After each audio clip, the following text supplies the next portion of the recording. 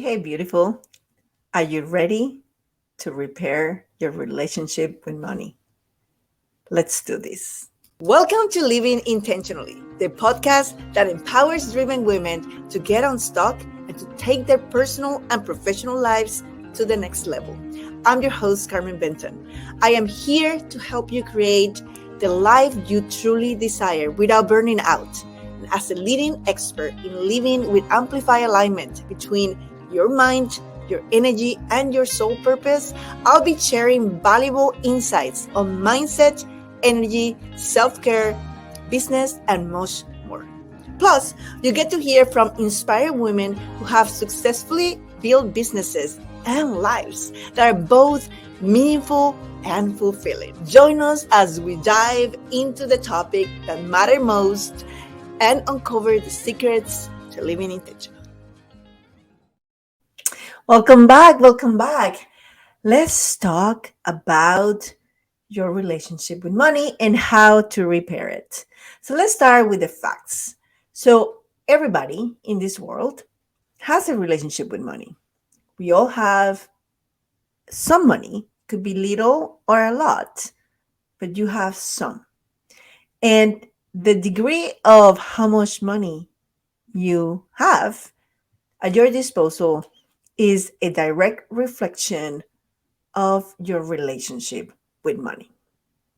So money is an energy, right? It's an energy that surrounds us. And how you perceive it to be, how you behave towards it, how you treat it is what you could say causing your abundance or your lack. So your current relationship is something that you have acquired based on your old programming. The things that you heard, the things that you saw, the things that you experienced while growing up.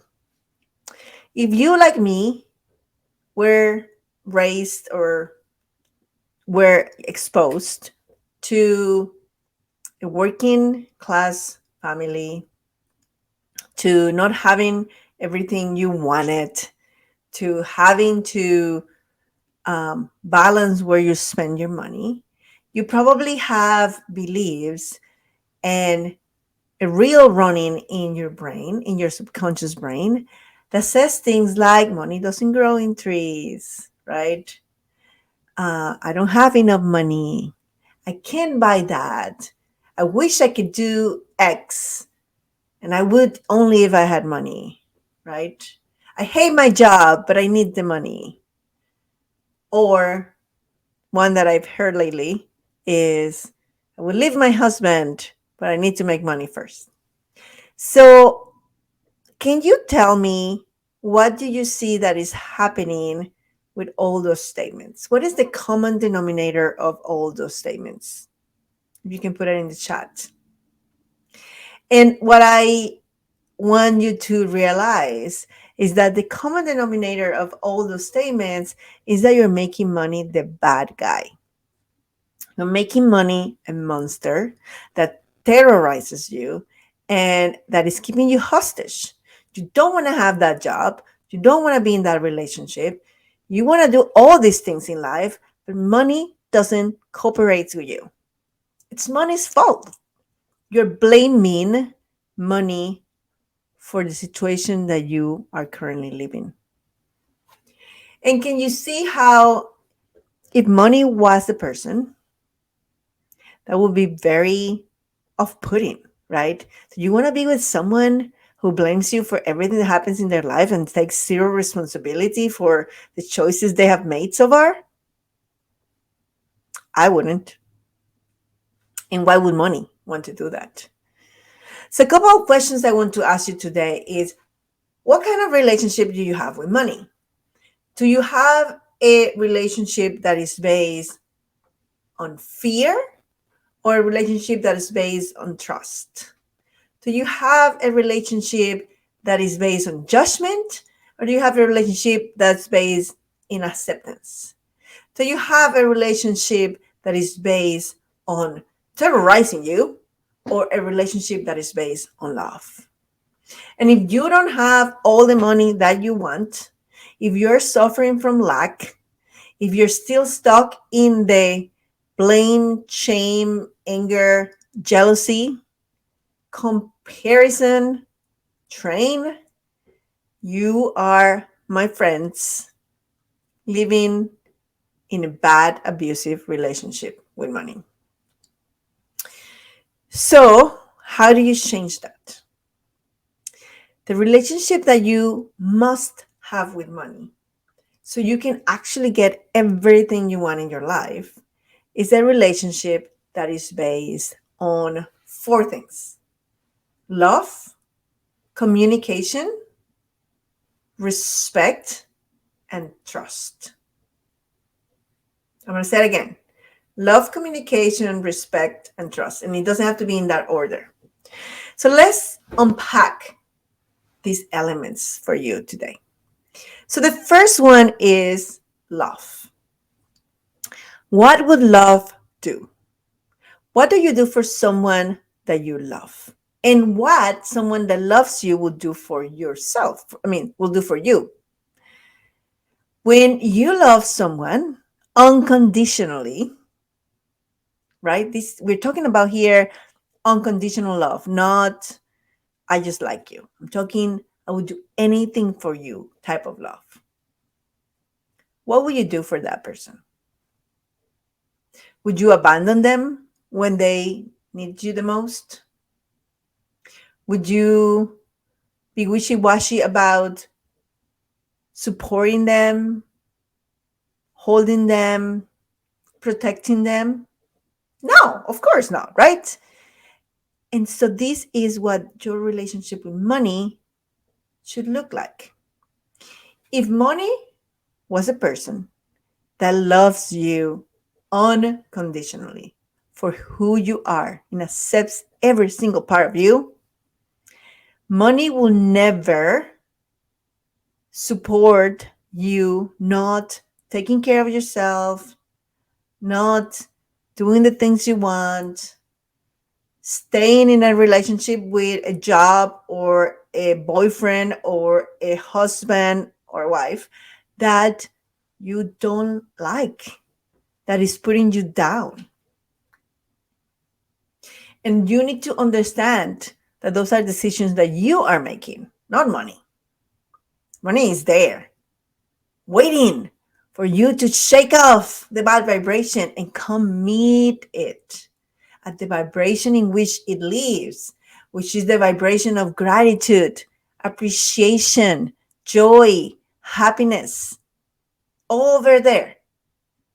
In the meantime, you're over here in blame and shame and guilt. I want to buy this thing, but who am I to spend that money on me?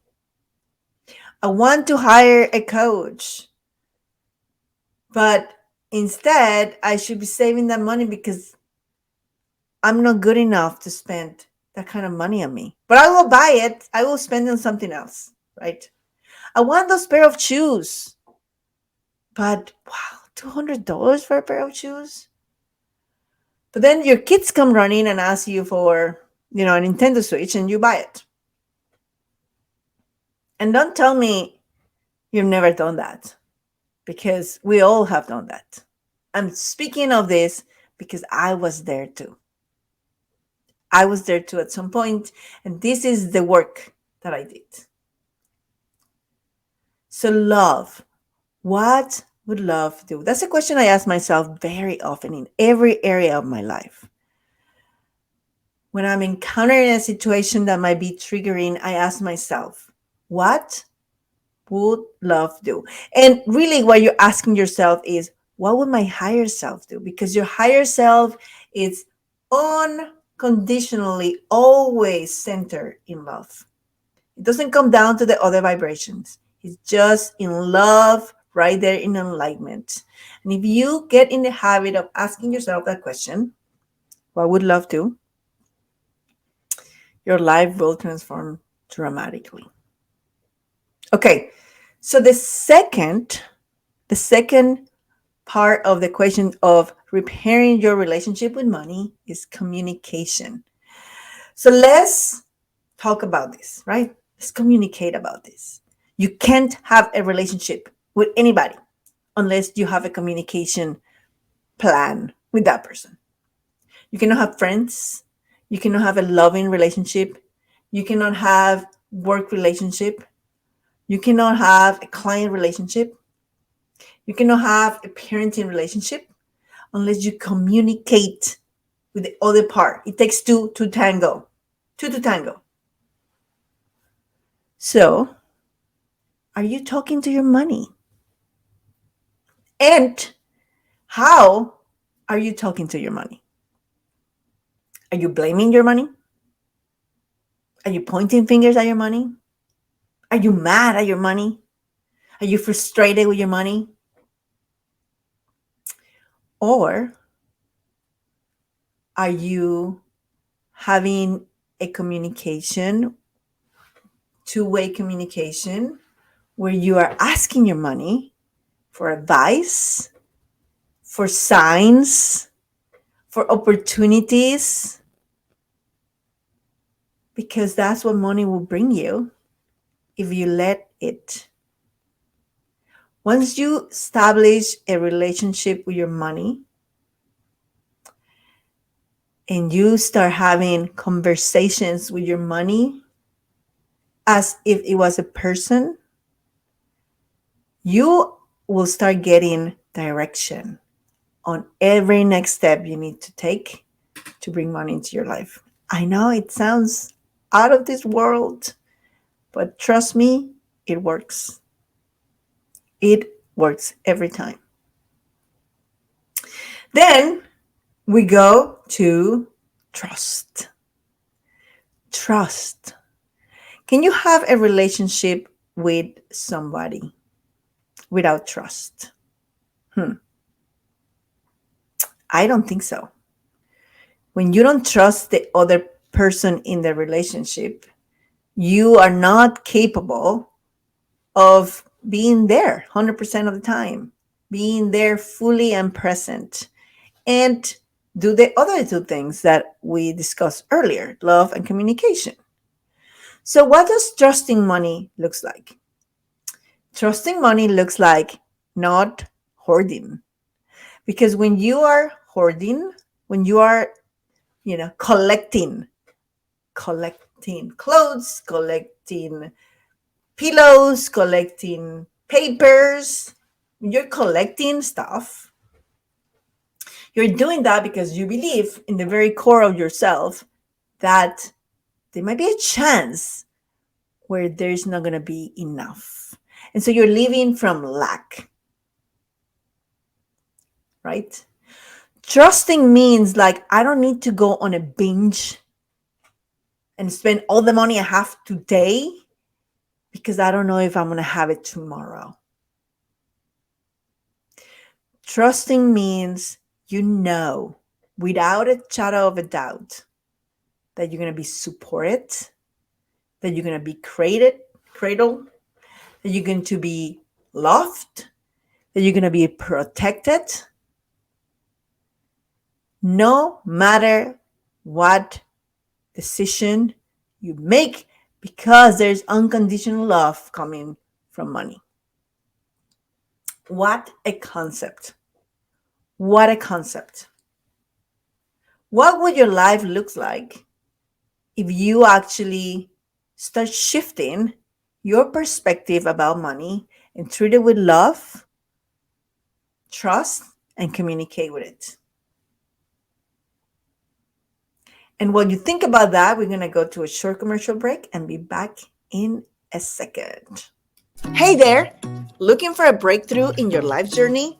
Well, I got great news for you. As a certified master intuitive coach and master energy healer, I can guide you and support you in unleashing your full potential. Let's work together to identify those subconscious blocks that are keeping you stuck, remove any emotional barrier, and reprogram the limiting beliefs that are keeping you stuck into empowering ones. With my help, let's reframe your story for success and replenish yourself with light and love. You don't have to go through this alone anymore. Let's discover what's holding you back and make lasting changes in your life today. Go to the link below at carmenbenton.com to learn more about my coaching services and to schedule a complimentary consult with me today. Remember, it is time for transformation, and I'm so happy to be here to help you make it happen. Welcome back. And speaking of transformation, we're talking about how to repair your relationship with money. And so we cover already 3 of the 4 points. We cover the relationship with money has to be based on love, on trust, and it needs to have communication because it takes 2 to tango. Now, the last piece of the puzzle here is respect. You need to respect money. Everyone likes to be respected. It's like the most basic, thing that we all deserve is to be respected, valued and appreciated for who we are, and respected. So, can you think of all the ways you're disrespecting money? I'm going to tell you a few. How you keep your wallet. Is your wallet clean? Is the place where you make money presentable? How are you speaking about money? Do you have any thoughts, or do you voice out things like, people with money are greedy? Money is the root of all evil. I don't think people say that anymore. That's kind of more like an old school. But I have heard people saying that people with money are greedy or people with money are superficial, right? Do you think money feels respected when you speak like that? What about when you are wasteful?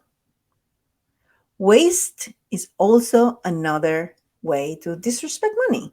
Like, do you trash food, or do you buy things as a therapy, shopping therapy, and then never wear them, never use them, and they end up just in a corner of your closet or maybe in Goodwill when your intention was really to buy it for yourself, but you never use it because you bought it out of, an impulse of numbing an emotion that you had. And then my favorite way to disrespect money, in the sense that most people do this, is either undercharging for their services or accepting lower pay than you deserve for your job. Unfortunately, I have done both. And I have noticed in my life that every time I set boundaries, I stop tolerating negative people and negative behaviors and negative thoughts about money, and I stand strong on my belief the money is an energy that wants to be with me and love me unconditional, and it deserves to be treated with respect. And I speak up, and I either ask for a raise. I get it. That was when I was a corporate executive. Or I raise my prices, I get more clients. Now, there's a difference between undercharging and overcharging. We don't want to overcharge either. That is not well seen by money either. We have to be fair. You need to be, however, equivalent to the value that you bring. Which brings me to the next point. I, as a advice of my money, going to be raising my prices very soon here. So if you have been on the fence of working with me, this is the time to get to the link at there's going to be at the description of the podcast, and check me out, check my services, how I can help you, because I don't want you sitting there 6 months from now saying, I wish I would have started working with Carmen and getting the transformation that all my one-on-one private clients are getting at the rate that she had, because it's not going to be existing anymore. That is how I respect my money. So then we are like, okay, Carmen, I get it. I have this bad relationship and I want to transform it into a new one, but I'm scared. I'm really scared.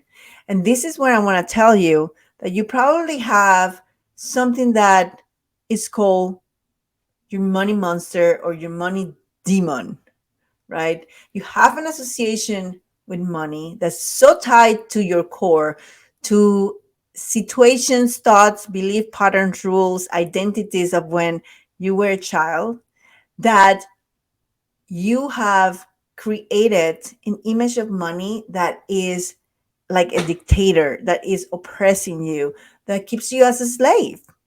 And so one of the things you have to do is kill it. You have to get rid of that version of money so you can have space to bring into your life the ever loving, ever passionate, ever giving, ever trusting, ever everything money relationship that you have ever wanted. And this is one of the things I am sharing with everyone who joins the Money Manifestation Challenge. So I already ran one that it's in progress as I'm recording this podcast, but it's going to become an evergreen program because, oh my God, the results are amazing. The results are amazing. There's thousands and thousands and thousands of dollars being made as a result of the challenge. And if you want to be part of it, the link is also going to be in the description of the podcast. And last time I closed it the day before it started, and I had dozens of people wanting to come in, and I said, sorry, it's closed. So there's one that's going to happen soon, and they're going to repeat.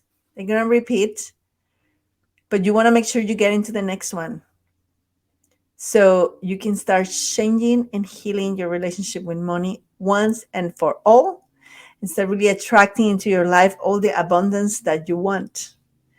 And so if you have any questions about it, feel free to reach out to me in social media or responding to my email, clicking my links in the podcast.